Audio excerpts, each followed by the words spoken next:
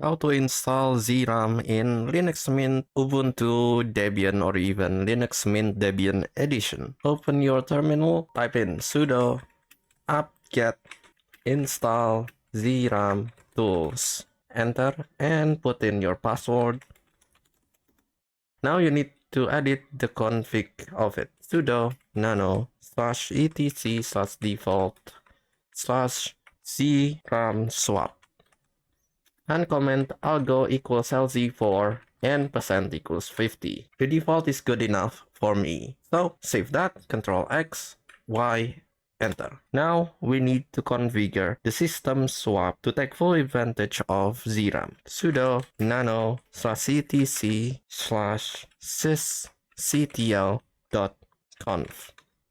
Go to the bottom of the file and put in the line vm.page-cluster equals 0. Ctrl X, Y, and enter. Now do a reboot.